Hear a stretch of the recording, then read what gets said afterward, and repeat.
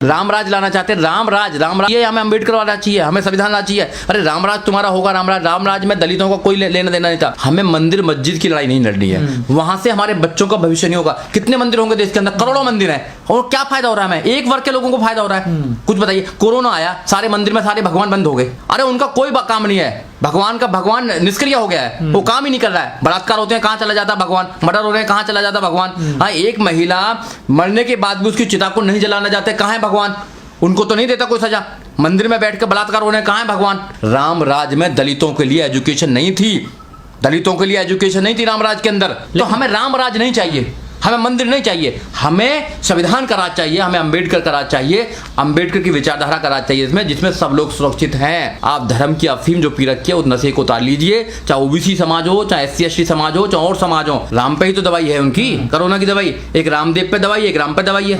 रामदेव की दवाई तो फुसफुस हो गई। राम को भी न्याय लेना पड़ा। राम भी सैकड़ों सालों से अपना मंदिर बनाने के लिए वो भी तड़फ रहे थे, वो नहीं बना पाए। सुप्रीम कोर्ट ने, संविधान ने उनको अधिकार दिया, क्योंकि तुमने सदियों से घंटा बताया, तुमने बाबा साहब के साथ धोखा किया है, तुमने बाबा साहब की बात को नहीं माना है। अगर तुम बाबा साहब की बात को मान जाते तो आज इस देश के राजा होते।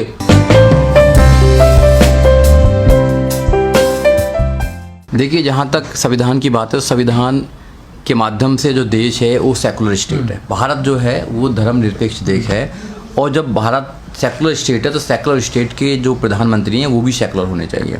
किसी धर्म का प्रोपोगंडा करना, किसी धर्म को आगे बढ़ाना, ये एक प्रधानमंत्री का काम नहीं है। इससे गलत परंपरा पड़ेगी, क्योंकि जो प्रधानमंत्री हैं वो अगर हिंदू धर्म को आगे बढ़ाने का काम करेंगे, प्रोपोगंडा करेंगे, तो आने वाले समय में लोग भी अपने अपने धर्मों को आगे बढ़ाने का काम करेंगे, जो सरासर गलत है, एक सेकुलर स्टेट की परिभाषा में नहीं आता है। प्रधानमंत्री जी वहाँ पर जा रहे हैं, मंदिर बना रहे हैं, या RSS का वहाँ पर ऑफिस बन रहा है बड़ा, वो तो अलग बात है। पर प्रधानमंत्री को सोचना चाहिए कि अगर इस देश के अंदर संविधान को जिंदा रखना है, जो संविधान की बात करते हैं, वो बाबा साहब की बात करते हैं, वो अधिकारों की बात करते हैं, तो उनको सोचना चाहिए कि ऐसे प्रोपोगंडा जैसे स्थान पर, जहाँ पर राम मंदिर की शिलान्यास रखी जा रही है, वहाँ पर नहीं जाना चाहिए उनको। वो जाएंगे तो देश के अंदर जो डेमोक्रेसी है, जो संविधान की आत्मा है, उसको कहीं ना कहीं ठेस पहुंचेगी, और जो गलत है। तो क्या आपको नहीं लगता सर कि एक संवैधानिक पद पे होकर इंसान अगर ऐसे जा रहा तो वो कहीं ना कहीं संविधान को ताक पर रखकर ये बातें कर रहे हैं, कानून को नहीं मानते? नहीं, तो कानून को देखो, संविधान को तो मानते नहीं है इन लोगों का। इनके एक मिनिस्टर हैं अनंत कुमार हेगड़े, वो कहते हैं कि हम जो आए हैं यहाँ पर वो संविधान को बदलने के लिए आए हैं। ये संविधान की मूल जो भावना है उसको खत्म करना चाहते हैं। जो बाबा साहब का एक सपना था इस देश को समता मैत्री भाईचारा बनाना, वो उसको खत्म करने के लिए प्लानिंग कर रहे हैं। वो इस देश के अंदर मनुस्मृति लागू करना चाहते हैं, मंदिर के माध्यम से धर्म को फैलाना चाहते हैं। ये धर्म जो है, हिंदू धर्म जो है, वो धर्म नहीं है, षड्यंत्र है। बाबा साहब डॉक्टर अम्बेडकर ने पहले ही बोल दिया है, ये एक क्रिमिनल कॉन्स्पिरेसी है उन लाखों करोड़ों लोगों के खिलाफ जो लोग धर्म की अफीम खाकर उनको कुछ पता नहीं है। तो ये लोग फिर दोबारा से इस देश को गुलाम बनाए जाते हैं। बाबा साहब डॉक्टर अम्बेडकर ने अपने बच्चों की कुर्बानी देकर, अपनी पत्नी की कुर्बानी देकर इस देश को एक खूबसूरत संविधान दिया, जिस संविधान में सभी लोगों के लिए, सभी लोगों का अधिकार थे। जिन महिलाओं को, जो 50% महिला देश के अंदर, उनको पढ़ने लिखने का अधिकार नहीं था, आज देश के अंदर महिला अच्छे अच्छे पदों पर हैं, तो बाबा साहब डॉक्टर अम्बेडकर के जो संविधान है उसके माध्यम से हैं। ये संविधान को ख़त्म करना चाहते हैं। ख़त्म इसलिए करना चाहते हैं कि उस संविधान के माध्यम से जो SC ST के लोग हैं, OBC के लोग हैं, वो लाखों करोड़ों की संख्या में IAS PCS, doctor, engineer, professor, जज, वकील बने हैं, नेता बने हैं। और यहाँ तक कि देश के सबसे बड़े सूबे उत्तर प्रदेश की 4 बार बहन कुमारी मायावती मुख्यमंत्री बनी है। मुख्यमंत्री बनने के बाद में इस देश के चीफ जस्टिस ऑफ इंडिया भी बने हैं, राष्ट्रपति भी बने हैं। ये चाहते हैं कि नहीं, ये तो एक दिन प्रधानमंत्री बनेंगे, और प्रधानमंत्री बनेंगे तो ये बाबा साहब के संविधान को पूर्ण रूप से लागू करेंगे, जो हमारा सपना भी है। ये नहीं चाहते। और ये जब से 2014 से 2020 6 साल के अंदर इन्होंने जो संविधान का एक ढांचा है उसको कमजोर करने का काम किया है।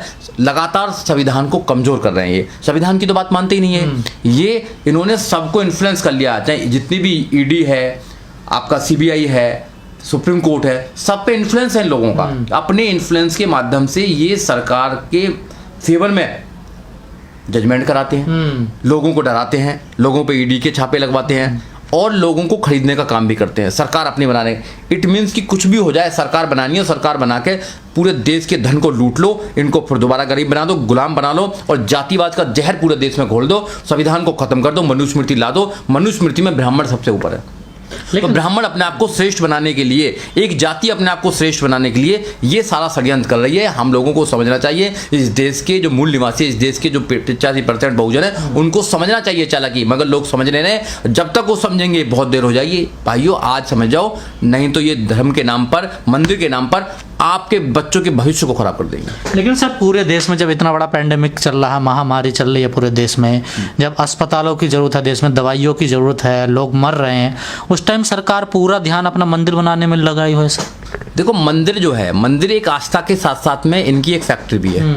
इनकी एक ऐसी कंपनी है जहां पर एक ही पार्टी को, एक ही वर्ग के लोगों को सपोर्ट मिलेगा, वहाँ लाखों करोड़ों लोगों को धंधा मिलेगा। और दूसरा, वो धंधा करके और जो पैसा गरीब लोगों से आता है चंदे के मामले से, या वो जो चढ़ावा आता है, उसके रिटर्न में जाएगा बीजेपी को पैसा। तो वहाँ पर आरएसएस का एक गठ भी बन रहा है। आरएसएस का एक हेडक्वार्टर होगा नागपुर में, एक हो जाएगा उत्तर प्रदेश के अंदर, क्योंकि उनको पता है उत्तर प्रदेश से ही देश के प्रधानमंत्री का राह निकलती है। तो वो लोगों की चाल है। और 500 ऑफिस बनाए उन्होंने, 500 ऑफिस अपने बना दिए हैं बीजेपी ने 2014 से लेकर 2020 तक के 6 साल में 500 ऑफिस बना दिए हैं। अस्पताल क्यों बनाएंगे? वो क्यों बनाएंगे? गरीब लोगों के लिए क्यों फैसिलिटी देंगे? गरीब लोगों के क्यों वो विद्यालय बनाएंगे? क्यों वो यूनिवर्सिटी बनाएंगे? ये तो मनुस्मृति वाले, उनके वंशजों की सरकार है। ये तो रामराज लाना चाहते हैं। रामराज चाहिए, हमें अम्बेडकर वाला चाहिए, हमें संविधान राज चाहिए। अरे रामराज तुम्हारा होगा, रामराज में दलितों का कोई लेना देना नहीं था। यहाँ के मूल निवासियों को वहां पर घृणा होती थी रामराज के अंदर। हमें रामराज नहीं चाहिए ना, हमें ना वो चाहिए रावण राज, हमें अम्बेडकर राज चाहिए, हमें संविधान राज चाहिए। हमें संविधान राज में ही हम लोग यहाँ पर सुरक्षित हैं। जब भी मेरे जैसे लोग भी वकील बन सकते हैं, और लाखों करोड़ों जो गरीब लोग हैं आज वो बन सकते हैं। रामराज में चले जाइए, रामराज में तो बनेगा, तुम्हें पढ़ने का अधिकार नहीं था, तुम्हें कोई भी धन दौलत रखने का अधिकार नहीं था, अच्छे कपड़े पहनने का अधिकार नहीं था। आप पढ़ें तो सही पहले मनुस्मृति को। आप कौन से रामराज की बात करते हैं? और जो लगे हुए हैं सारे लोग ओबीसी समाज के और SC/ST समाज के लगे हुए हैं, तुम्हारा रामराज निकल जाएगा थोड़ी देर के अंदर है। तुम्हारे बच्चों को जब शिक्षा नहीं मिलेगी तो रामराज पे क्या करो? चाटोगे रामराज को? अरे संविधान से मिला है तुम लोगों को। आज अच्छे कपड़े तुम पहन रहे हो, आज आप तुम अच्छी पोस्टों पर जा रहे हो, किससे जा रहे हो? संविधान के माध्यम से जा रहे हो। संविधान तुम्हें सारे अधिकार दिलाता है और वहां जाकर फिर तुम रामराज को करते हो। अरे रामराज की कल्पना हमें नहीं चाहिए, हमें नहीं चाहिए। राम से कोई मतलब नहीं है हमें संविधान से मतलब है। ये देश को संविधान बनाना चाहता है, मगर उनको पता है कि संविधान हमें कमजोर करता है, संविधान मनुस्मृति को कमजोर करता है, उनके षड्यंत्र को कमजोर करता है। इसलिए वो इस देश के अंदर बड़ा मंदिर बना रहे हैं। मंदिर से वो धर्म की वो करना चाहते हैं, धर्म का प्रचार करना चाहते हैं, वो मनुस्मृति का प्रचार करना चाहते हैं, और फिर दोबारा धर्म के नाम पर इस देश को गुलाम बनाना चाहते हैं। जैसे उन्होंने सैकड़ों साल तक, हजारों साल तक इस देश को गुलाम बनाए रखा और देश के लोगों को गुलाम बनाए रखा। तो सर, जिस प्रकार से एक पूरा एजेंडा चलाया जा रहा है, प्रचार किया जा रहा है, क्या लगता है फिर से इस मुद्दे को पूरे को गरमाया जा रहा है देश में? बिल्कुल गरमाया जा रहा है। 2024 में कहा जा रहा है 2023 में कंप्लीट होगा मंदिर, 2024 में चुनाव भी होना है। बिल्कुल ये मंदिर के नाम पर देश में अपनी राजनीति को सुनिश्चित करना चाहते हैं। लोगों को समझना चाहिए, हमें मंदिर मस्जिद की लड़ाई नहीं लड़नी है। वहां से हमारे बच्चों का भविष्य नहीं होगा। कितने मंदिर होंगे देश के अंदर? करोड़ों मंदिर हैं, और क्या फायदा हो रहा है? हमें एक वर्ग के लोगों को फायदा हो रहा है? कुछ बताइए। कोरोना आया, सारे मंदिर में सारे भगवान बंद हो गए ना, हो गए बंधन, सारे बंद कर दिए। अरे उनका कोई काम नहीं है, भगवान निष्क्रिय हो गया है, वो काम ही नहीं कर रहा है। बलात्कार होते हैं, कहाँ चला जाता भगवान? मर्डर हो रहे हैं, कहाँ चला जाता भगवान? हाँ, एक महिला मरने के बाद भी उसकी चिता को नहीं जलाना चाहते, कहाँ है भगवान? उनको तो नहीं देता कोई सजा। मंदिर में बैठ कर बलात्कार हो रहे हैं, कहाँ है भगवान? भगवान की परिक्रमा छोड़ो, संविधान है, संविधान से लोगों को अधिकार मिलेंगे। अधिकार आज तक मिले तो संविधान से मिले। आप लोग मंदिर के नाम पर हजारों करोड़ों लोगों को बर्बाद करना चाहते हो, और एक ऐसा धर्म की अफीम खिलाना चाहते हो लोगों को, जो लोग हमेशा धर्म के नाम पर गुलाम रहे। आपने देखा नहीं होगा, नौजवान साथियों को जिनको स्कूल जाना चाहिए, जिनको विद्यालय जाना चाहिए, वो कावड़ लेकर आते हैं। कौन होते हैं वो बहुजन के बच्चे होते हैं। उनको धर्म के नाम पर आप आगे बढ़ाना चाहते हो, फिर दूसरे धर्म से लड़ाना चाहते हो उनको। तो हमें धर्म नहीं चाहिए। लेकिन सर, बीजेपी के नेता तो हमें बच्चों के लिए रोजगार चाहिए, हमें बच्चों के लिए शिक्षा चाहिए। अगर मेरे बच्चे पढ़ेंगे तो जब भी तो आगे बढ़ पाएंगे, मेरी तरह पढ़ेंगे। अगर मैं पढ़ता नहीं तो मैं यहाँ आता क्या? आप नहीं पढ़ते तो यहाँ आते क्या? जिन लोगों ने भी आगे बढ़े हैं वो पढ़ के ही पढ़ाई से बढ़े हैं, और ये पढ़ाई को खत्म करना चाहते हैं, एजुकेशन को खत्म करना चाहते हैं। राम राज में दलितों के लिए एजुकेशन नहीं थी, दलितों के लिए एजुकेशन नहीं थी रामराज के अंदर। तो जब ये रामराज लेकर आना चाहिए, दलितों की एजुकेशन तो गई। रामराज में दलित राजा नहीं बन सकता था, तो राजा तो कोई बनेगा नहीं। जैसे आप बन जाते हैं, मिनिस्टर बन जाते हैं, आप ये MP बन जाते हैं, फिर तो कोई बनेगा नहीं। ये संविधान राज में हुआ। देश की सबसे बड़ी सूबे उत्तर प्रदेश की बहन कुमारी मायावती 4 बार मुख्यमंत्री रही, वो तो नहीं बन सकती, क्योंकि महिलाओं को तो पढ़ना ही नहीं है। तुलसी जात कहते हैं ना, ढोल शूद्र पशु और नारी ताड़न के अधिकारी, वो तो खुद कहते हैं। तो जब तुलसीदास कहते हैं कि ढोल शूद्र पशु और नारी ताड़न के अधिकारी, तो जब राम राज आ जाएगा तो फिर दोबारा वही चलेगा इनका। तो हमें राम राज नहीं चाहिए, हमें मंदिर नहीं चाहिए, हमें संविधान का राज चाहिए, हमें अंबेडकर का राज चाहिए, अंबेडकर की विचारधारा का राज चाहिए इसमें, जिसमें सब लोग सुरक्षित हैं, सब लोगों के अधिकार सुरक्षित हैं। अगर आप बचाना चाहते हो तो बचाइए, नहीं तो आने वाला भविष्य आपका एक षड्यंत्र के माध्यम से खत्म किया जा रहा है। आप धर्म की अफीम जो पी रखी है उस नशे को उतार लीजिए, चाहे ओबीसी समाज हो, चाहे SC ST समाज हो, चाहे और समाज हो, आपके बच्चों का भविष्य अंधकार में जाने वाला है। लेकिन सर आपने कहा कि कोरोना काल में सारे मंदिर बंद हो गए, लेकिन बीजेपी के बड़े बड़े नेता कह रहे हैं कि राम मंदिर बन जाने दे, जैसी नींव उसका शिलान्यास होगा, भूमि पूजन होगा, कोरोना अपना आप चला जाएगा। सर नहीं, राम पे ही तो है उसकी दवाई, राम पे ही तो दवाई है उनकी, कोरोना की दवाई। एक रामदेव पे दवाई, एक राम पे दवाई है। रामदेव की दवाई तो फुसफुस हो गई है, रामदेव पर राम अब करेगा। अरे राम जो है ये भगवान होंगे, आस्था के प्रतीक होंगे कुछ लोगों के, मगर इनके अकॉर्डिंग सारा कुछ देश नहीं चल रहा है, देश संविधान के अकॉर्डिंग चल रहा है। राम को भी न्याय लेना पड़ा, राम भी सैकड़ों सालों से अपना मंदिर बनाने के लिए वो भी तड़फ रहे थे, वो नहीं बना पाए। सुप्रीम कोर्ट ने, संविधान ने उनको अधिकार दिया। अरे संविधान नहीं होता तो राम का मंदिर भी नहीं बनता।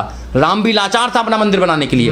अगर राम का मंदिर भी बना तो संविधान की वजह से बना, बाबा साहब डॉक्टर अंबेडकर की वजह से। राम को भी अगर अधिकार मिला, राम को भी न्याय मिला, मैं मानता हूं कि न्याय उनको मिल गया, तो वो भी संविधान के अकॉर्डिंग मिला, मेरे बाबा साहब डॉक्टर अंबेडकर के संविधान के अकॉर्डिंग मिला। अगर संविधान नहीं होता तो राम भी कहीं वो टाट में होते। साधु प्रज्ञा कह रहे 5 बार हनुमान चालीसा पढ़ो, कोरोना अपना आप खत्म हो जाएगा। वो करती रहेंगी, वो तो क्या क्या करवाती रहेंगी, वो करती रहेंगी। ऐसे अनपढ़ लोगों की बात नहीं क्या करते हम लोग, वो अनपढ़ लोग हैं। तो सरकार कार्रवाई क्यों नहीं करती इन लोगों पर? सरकार के लोग हैं, सरकार तो चाहती है, सरकार चाहती है कि वो ऐसे लोगों को आगे बढ़ाए, क्योंकि उनका एजेंडा चल रहा है। उनका एजेंडा है कि इस देश के ज्यादातर लोगों को धर्म के नाम पर बेवकूफ बनाया जाए, गुमराह किया जाए, उनके भविष्य को खराब किया जाए, उनको मजदूर बनाया जाए, क्योंकि उनके लोग तो अच्छे स्कूल में पढ़ रहे हैं, उनके बच्चे तो अच्छे स्कूल में पढ़ रहे हैं, और उनको अगर रोजगार भी नहीं मिलेगा तो मंदिर के नाम के रोजगार मिल जाएगा। करोड़ों मंदिर हैं, एक मंदिर में लगभग 1000-2000 लोग काम करते हैं बड़े बड़े मंदिरों में, तो उनको रोजगार किसको मिल रहा है? तो क्या वहां कोई दलित कोई वहां पुजारी है?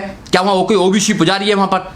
बताइए आप। तो वही लोग पुजारी हैं, वही लोग काम कर रहे हैं, उनकी तो रोटी चल रही है। तो एक बड़ी कंपनी खुल रही है, बड़ी कंपनी, बहुत बड़ी कंपनी चल रही है, लिमिटेड कंपनी है, जिसके अंदर डायरेक्टर बनाए गए हैं, सारे लोग एक ही समाज के डायरेक्टर बनाए हैं, और उनके ही वहां पर अभी पुजारी होंगे, उनकी सब दुकानें होंगी, उनके वहां होटल्स होंगे, सब कुछ उनका होगा। और बेवकूफ जो लोग हैं, जो बेवकूफ हैं, जिनके लिए बाबा साहब ने अपने कुर्बानी दी, अपने बच्चों को कुर्बानी दी, वो बेवकूफ वहां जाके पैसे चढ़ाने काम करेंगे, दान, उस दान को वो उन्हीं के खिलाफ, उन्हीं के बच्चों के खिलाफ वो बीजेपी सरकार को देने जाएंगे। बीजेपी सरकार बनाएगी तो तुम्हारे एजुकेशन को खत्म करेगी, तुम्हारे अधिकारों को खत्म करेगी, तुम्हारी नौकरियों को खत्म करेगी, जैसे प्राइवेट करके कर रहे हैं।